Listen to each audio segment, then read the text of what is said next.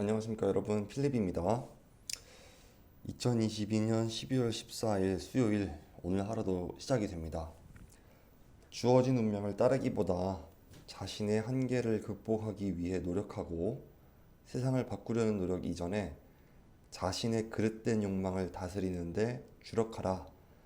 바로 철학자 데카르트가 한 말입니다. 나의 욕망을 객관적으로 바라보고 아무런 편견 없이 내가 부자가 되고 싶고, 내가 성공하고 싶고, 또는 내가 도덕적으로 더 나은 사람이 되고 싶다. 이와 같은 나의 욕망을 편견 없이 받아들이는 자세가 필요하다고 합니다. 오늘 하루도 누군가는 실패를 경험으로 받아들이고, 누군가는 운명으로 받아들일 것입니다. 삶의 차이는 마음가짐에서 시작됩니다. 오늘 하루도 열심히 배우면서 살아가겠습니다. 여러분도 많이 웃으시고 즐거운 하루 보내시면 좋겠습니다. 네, 오늘의 첫 소식은 디지털 타임스의 윤선영 기자님이 작성하신 뉴스입니다. 네이버 관련된 기사인데, 네이버 블로그가 올해 200만 개가 신설됐다고 합니다. 월 평균 이용자 기준에서 10대와 20대의 사용자 기준 퍼센트가 17%나 증가했다고 하는데, 살펴보겠습니다. 네이버는 한 해 동안 블로그 서비스에 축적된 데이터가 담긴 2022 블로그 리포트를 공개했습니다. 리포트는 한 해 동안 블로그와 연관된 다채로운 데이터를 제공하는 네이버 블로그 리포트와 사용자 개인의 블로그 활동 이력을 데이터로 제공하는 마이 블로그 리포트로 구성됩니다. 블로그는 지난해에 이어 올해도 꾸준한 성장세를 기록하고 있다고 합니다. 올 한 해 200만 개의 블로그가 새롭게 생성되어서 총 3,200만 개의 블로그 수가 집계되었습니다. 특히 신규 사용자 중에서 10대부터 30대까지 젊은 세대가 전체의 76%에 이른다고 합니다. 월 평균 사용자 통계를 보면 모든 사용자 연령대에서 고른 성장세를 보였습니다. 10대와 20대 세대는 전년 대비 17%가 증가했고, 3040 그리고 5060 세대도 평균 10%가량이 늘었습니다. 네이버는 지난 6월부터 실시한 주간일기 챌린지가 젊은 세대 유입에 기여한 것으로 분석했습니다. 저희 아내도 주간일기 챌린지 하느라 일주일에 한 편씩은 꼭 블로그를 작성하더라고요. 주간일기 챌린지는 사용자 일상을 블로그로 기록하는 그 시스템인데, 주간일기 챌린지를 진행하는 동안 주 1회 이상 블로그로 한 주의 일상을 기록한 참가자는 총 103만 명에 달합니다. 그리고 3개월간 꾸준히 기록을 이어간 사용자는 28만 명, 전체 기간인 6개월 동안 빠짐없이 기록을 남긴 사용자는 14만 명이라고 합니다. 10대 여성 블로그 일상에서는 마라탕, 우영우가 주로 등장한 것으로 확인됩니다. 10대 남성은 친구, 게임, 편의점 등이 주된 관심사였습니다.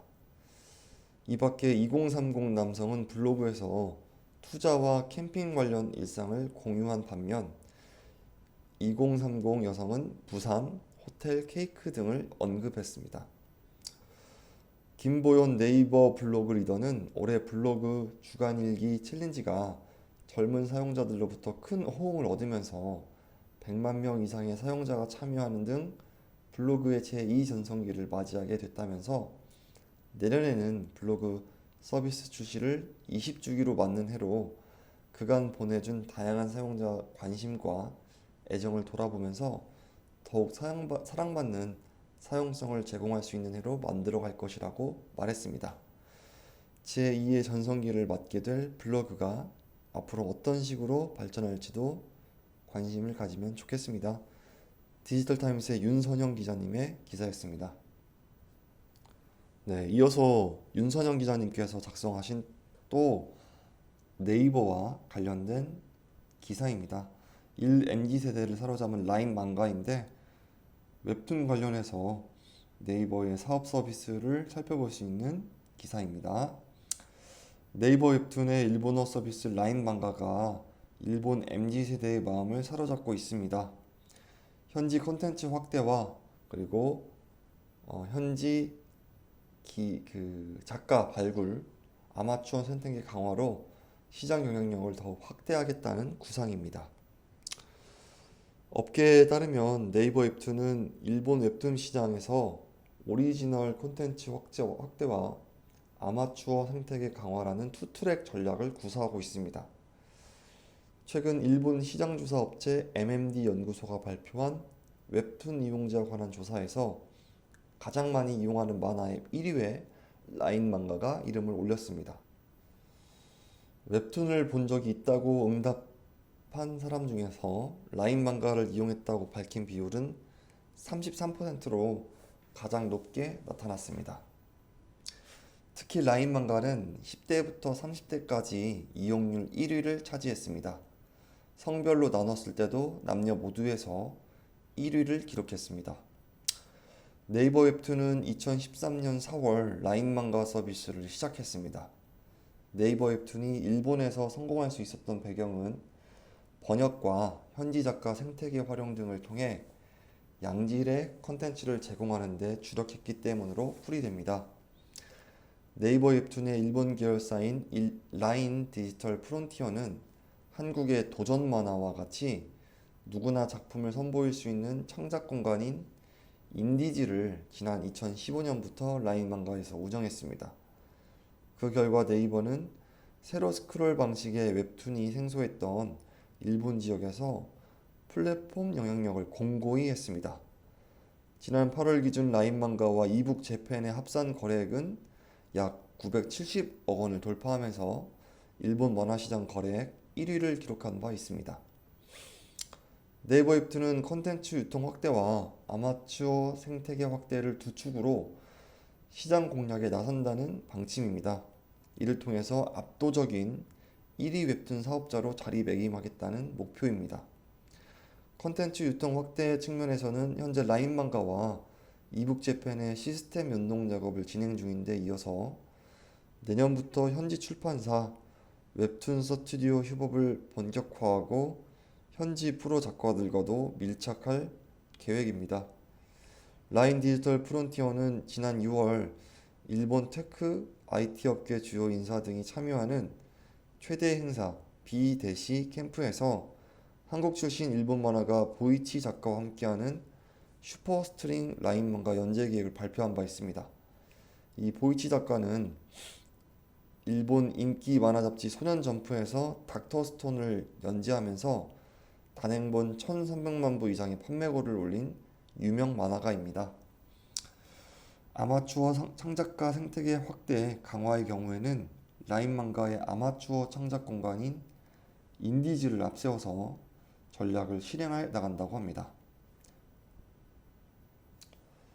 일본의 경우에는 만화 산업의 역사가 길고 만화가 지망생도 다수 보유하고 있기 때문에 이러한 아마추어 창작자 생태계가 잘 구축될수록 독보적인 오리지널 작품들이 나올 가능성이 높다는 판단입니다. 이와 함께 드라마, 애니메이션 등 2차 창작을 활용하는 IP 비즈니스 사업도 적극 추진할 예정입니다. 지난 8일 글로벌 공개된 넷플릭스 애니메이션 외모지상주의가 대표적인 사례입니다. 넷플릭스 재팬이 제작 배급을 이끄는 첫 번째 웹툰 원작 오리지널 애니메이션입니다. 이를 시작으로 애니메이션 부분에서 연간 20개 이상의 프로젝트를 일본에서 자체적으로 진행한다는 계획입니다. 그리고 드라마 영상화 작업도 활발히 진행합니다. 내년 초 일본 지상파 아사히TV에서 네이버 웹툰의 오리지널 바른 연애 길잡이가 드라마로 방영을 앞두고 있습니다. 일본에서 네이버 웹툰의 오리지널 IP가 드라마되는 것은 이번이 처음입니다. 네, 이상으로 두 편의 네이버 관련된 기사 살펴보았습니다. 눈이 많이 온 아침인데요. 오늘도 출근길 건강하게 출근하시고 많이 웃으시고 긍정적인 하루 보내시면 좋겠습니다. 긴 영상 시청해주셔서 정말 감사드리고 또 다른 뉴스로 찾아뵙도록 하겠습니다. 감사합니다.